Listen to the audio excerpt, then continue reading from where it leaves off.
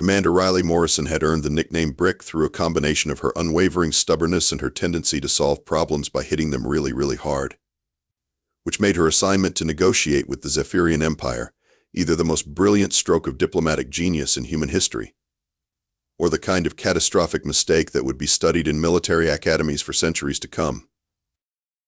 The betting pools on Earth were currently favoring catastrophic mistake at odds of 3-1. Riley stood on the observation deck of Neutral Station Gamma, watching the Zephyrian diplomatic vessel approach through the viewport. The ship looked like someone had taken a classical symphony, given it anger management issues, and then convinced it to become a spacecraft. All flowing curves and aggressive spines, with what appeared to be dancing figures carved into its hull. "Great," Riley muttered, adjusting her dress uniform for the 15th time. "Even their ships are pretentious." The truth was, Riley had about as much experience with interpretive dance as she did with quantum physics, which is to say she knew they both existed, and that was roughly where her expertise ended.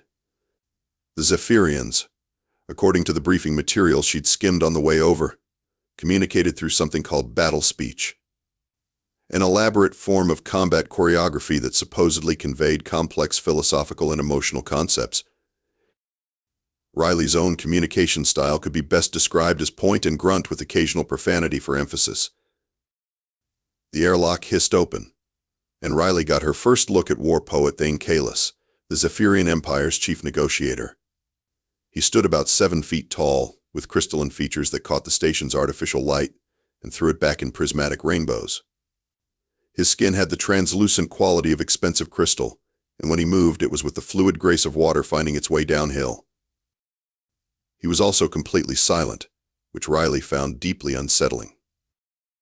Behind Kaelus came his entourage, 6 more Zephyrians, each one moving with the same liquid precision, their faces bearing expressions of what Riley could only describe as polite disdain mixed with philosophical superiority. It was the look she imagined Renaissance artists got when someone asked them to paint a barn. "Commander Morrison," Kaelus spoke, his voice like wind chimes in a gentle breeze. "We have come to assess whether your species possesses the spiritual refinement necessary for meaningful discourse." Riley blinked. "Right. Well, I've come to work out a trade agreement and maybe grab some lunch afterward. So we're probably on the same page." The slight tightening around Kaelus's eyes suggested they were very much not on the same page. In fact, they weren't even reading the same book, possibly not even in the same library. "Perhaps," Kaelus said, beginning to move in what Riley would later learn was the opening movement of a formal greeting dance, "we should begin with proper introductions." What happened next would be debated by xenosociologists for decades. Kaelus began his greeting dance with what the Zephyrians called gentle inquiry of respectful recognition. A series of flowing movements that started with outstretched arms, progressed through a complex spiraling pattern, and ended with a ceremonial forward step that brought him within striking distance of his conversation partner. Riley saw a 7-foot crystal alien moving toward her in an aggressive crouch and responded the way any sensible human would respond to an imminent threat. She punched him in the face. The sound of human knuckles meeting crystalline cheekbone was like a church bell being hit by a sledgehammer. Kaelus staggered backward, his perfect features registering something between shock and what might have been impressed surprise.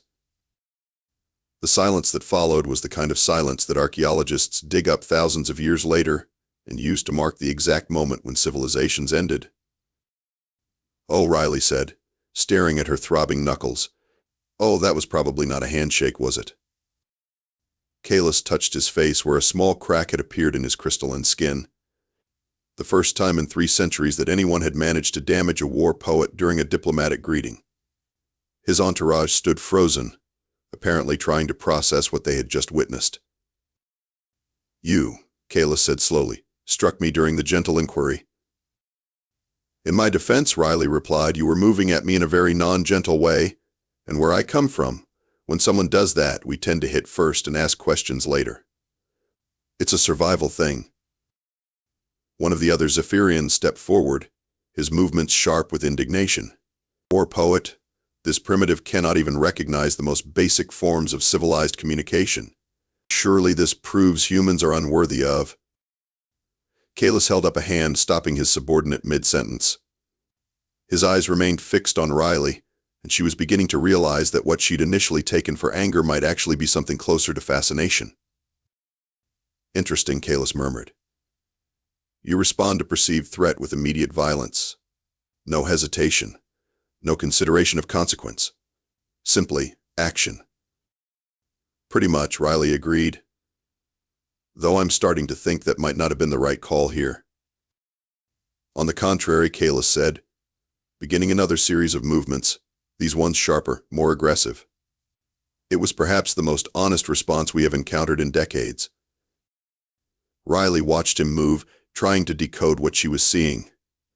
The way he shifted his weight, the angle of his arms, the rhythm of his steps, it all seemed to mean something, like he was having a conversation she couldn't hear. "Look," she said, "I'm getting the impression that you folks communicate through interpretive dance, and I'm going to level with you. I have the rhythm of a concussed rhinoceros. So maybe we could try this again, but with more words and less choreography?" Kaelus completed his sequence and stood still, studying her with those prismatic eyes. "You truly do not understand battle speech." "I truly do not understand battle speech," Riley confirmed. "And yet you engaged in it instinctively." "I engaged in punching you in the face." "If that's your version of battle speech, then your species has some serious communication issues." For the first time since boarding the station, Kaelus smiled. It was a sharp expression, like light refracting through a knife blade. "Commander Morrison," he said, "I believe we may have much to discuss. But first, you must learn our language. And if I can't, then these negotiations will end before they begin, and both our species will suffer for it." Riley looked at her bruised knuckles, then at the crack in Kaelus's cheek, then at the 6 other Zephyrians who were watching her like she was either a fascinating new species or a particularly dangerous zoo animal. "All right," she said, "but I'm going to need help."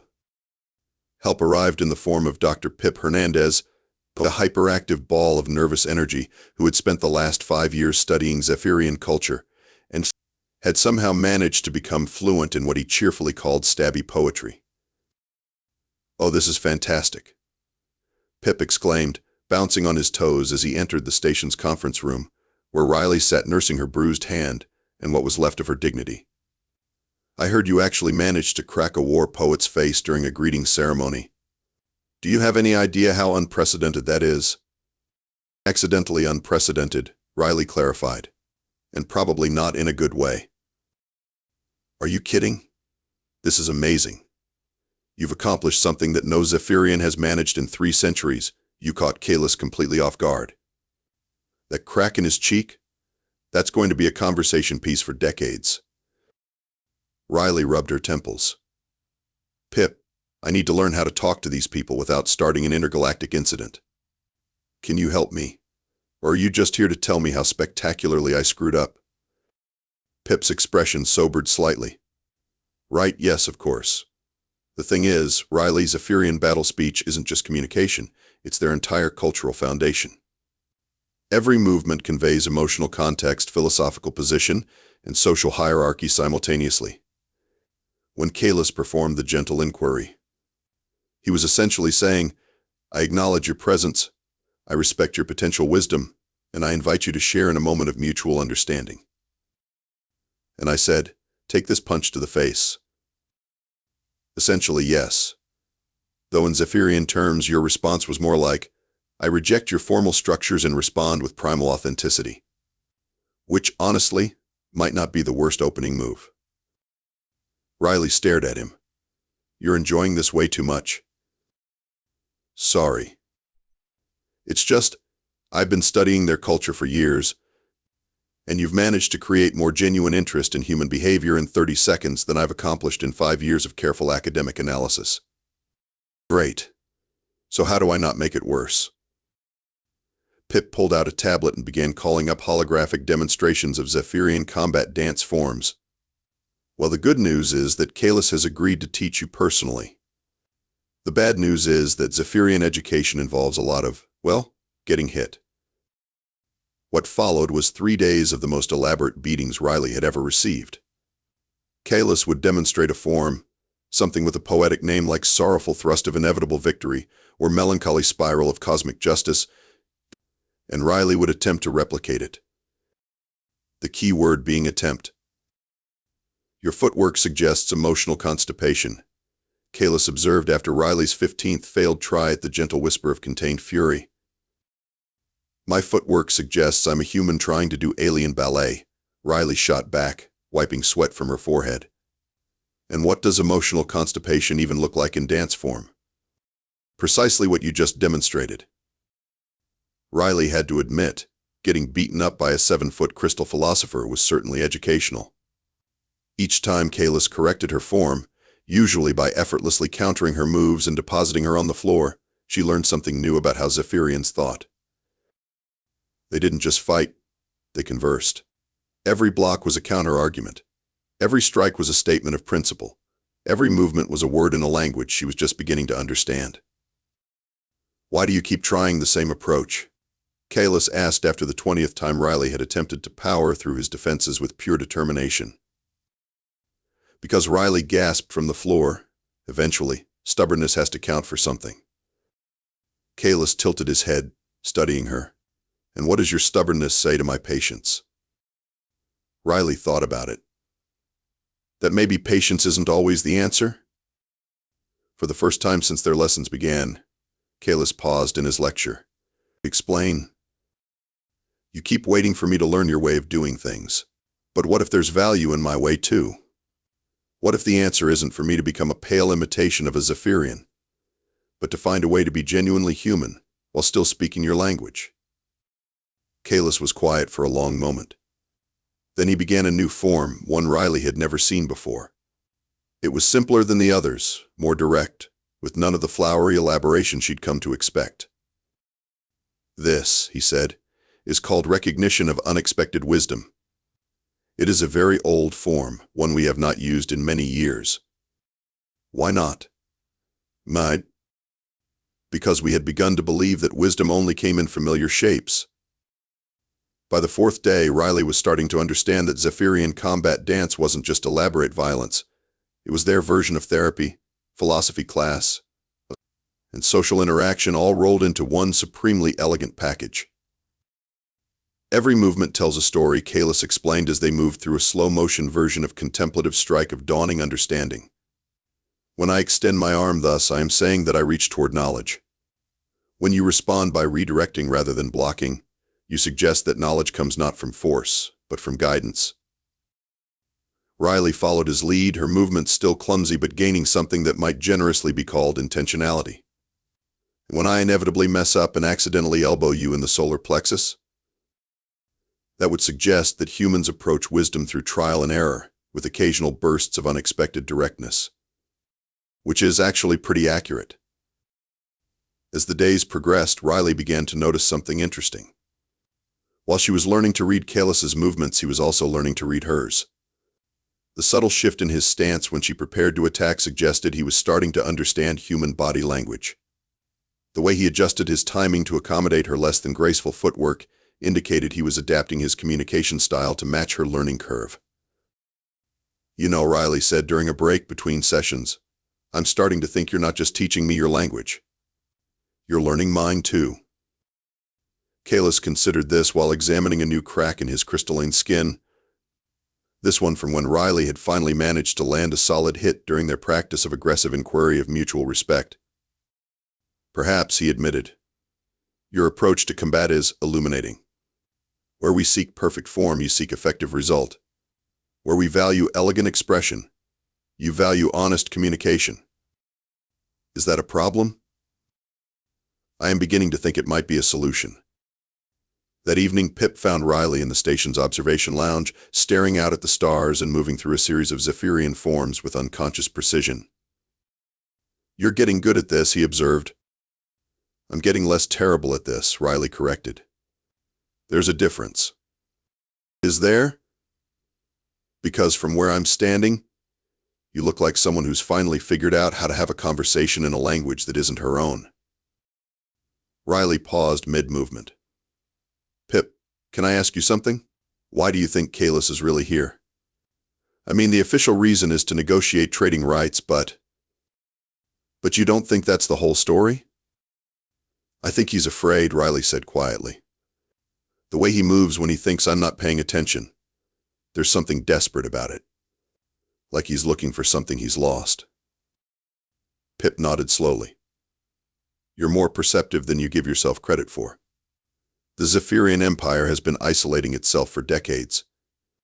Their culture is becoming more rigid, more formal, more perfect. And perfection, as it turns out, can be a kind of death. So he's not just here to see if humans are worthy of their attention. No, Pip agreed. He's here to see if humans might be worthy of their salvation. The next morning, Kaelus approached Riley with a new intensity in his movements. His combat dance was sharper, more aggressive, carrying undertones she was just beginning to recognize as urgency. Today, he announced, we will attempt the discourse of fundamental truth. Riley had learned enough by now to know that when Zephyrians gave something a dramatic name, it usually meant she was about to get hit a lot. And what exactly does the discourse of fundamental truth involve? We will fight, Kaelus said simply. And in fighting, we will speak of what truly matters. As they began to circle each other, Riley realized that this wasn't just another lesson. This was the real negotiation, conducted in the only language both species were finally beginning to share. The discourse of fundamental truth began like every other Zephyrian combat dance Riley had learned, with elaborate positioning, graceful movement, and her immediate attempts to ignore all of it in favor of practical application. But this time was different. This time Riley understood enough of the language to realize that Kaelus wasn't just fighting her, he was confessing to her. His opening sequence, which she now recognized as lament of accumulated perfection, told the story of a species that had become so refined, so elegant, that so perfectly themselves that they had forgotten how to grow. Each strike was a word of frustration, each block a sentence about stagnation, each combination a paragraph about the fear that perfection might actually be a form of death. Riley responded with what she had come to think of as her signature move, the pragmatic counterpunch of getting to the point. It wasn't elegant, it wasn't philosophical, and it definitely wasn't traditional Zephyrian battle speech. But it was honest, and honesty, she had learned, was something the Zephyrians had been missing for a very long time. You fear change, Riley said, her words punctuated by a series of movements that were part human boxing, part Zephyrian combat dance, and part something entirely new. You've become so good at being yourselves that you've forgotten how to become something better. Kaelus's response was a flowing combination that roughly translated to acknowledgement of painful truth with reluctant admiration for directness. But his movements carried an undercurrent that Riley was just learning to read: hope. And you, Kaelus replied, his crystalline features shifting through prismatic expressions: fear, inadequacy. You assume that because you are not us, you are somehow less.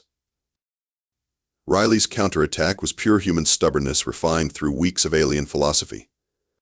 She called it aggressive acceptance of imperfection with intent to improve. Maybe, she said, landing a solid hit on Kaelus's shoulder, the point isn't to be perfect. Maybe the point is to be useful. What happened next surprised them both.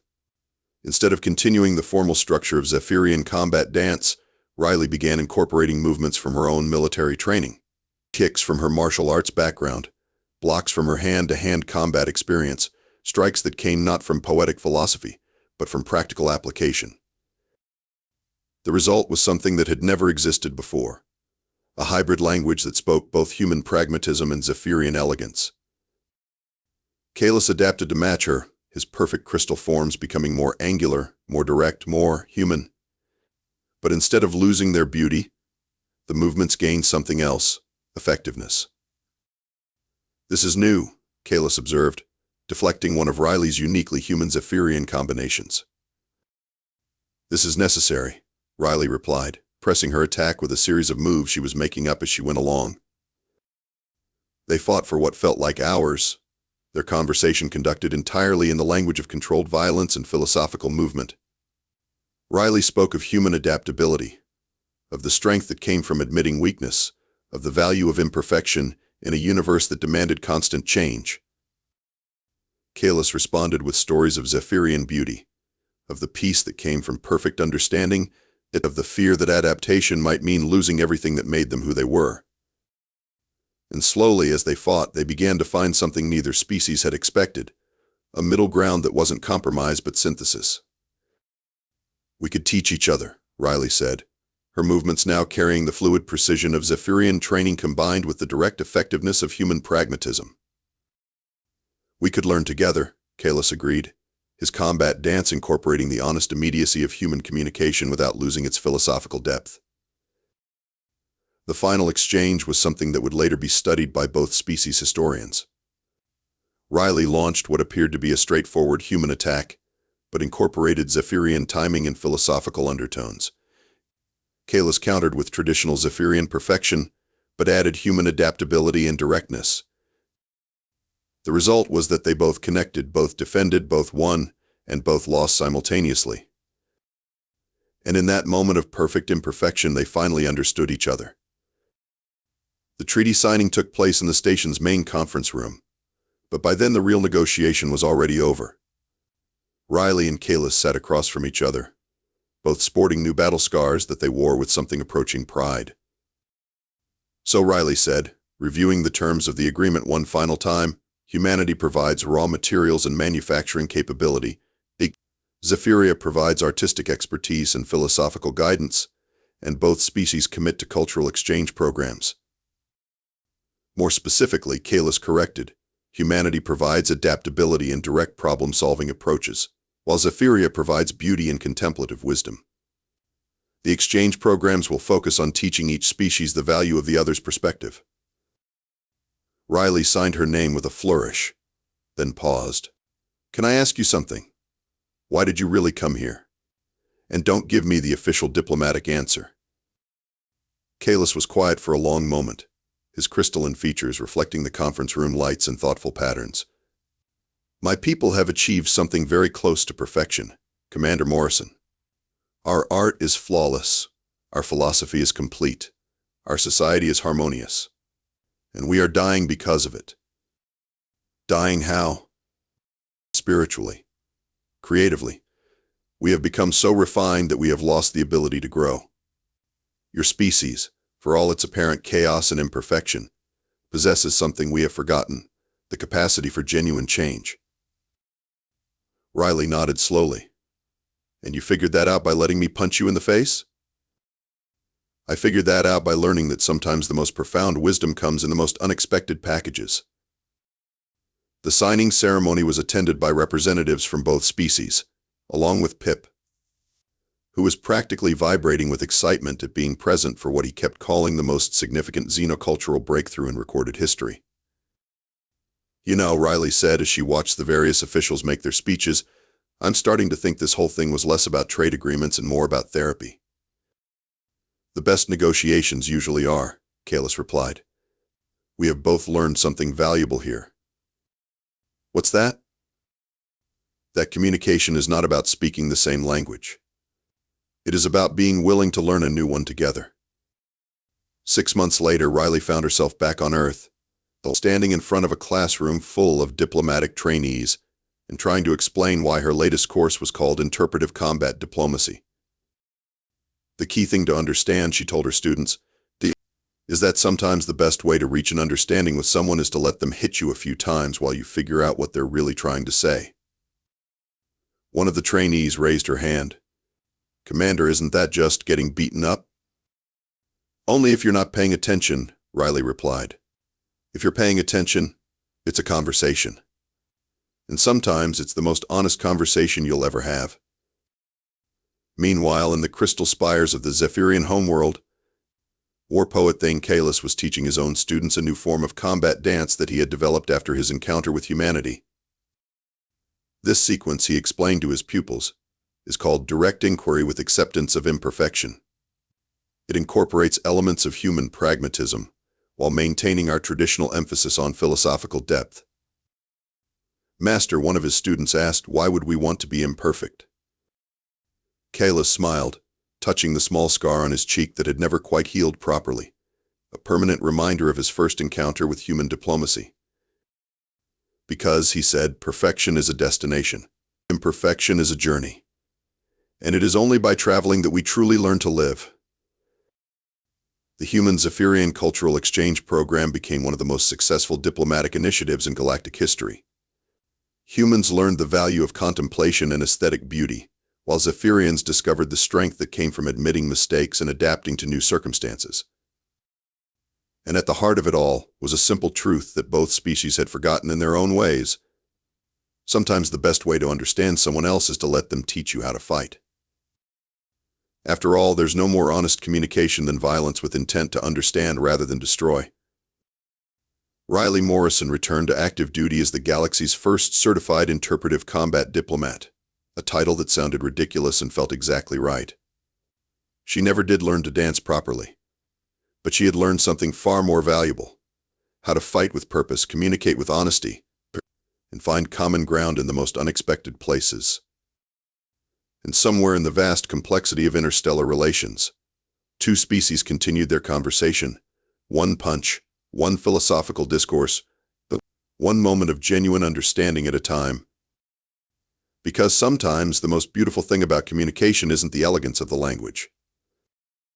Sometimes it's just the willingness to let someone else teach you their rhythm, even if it means taking a few hits along the way.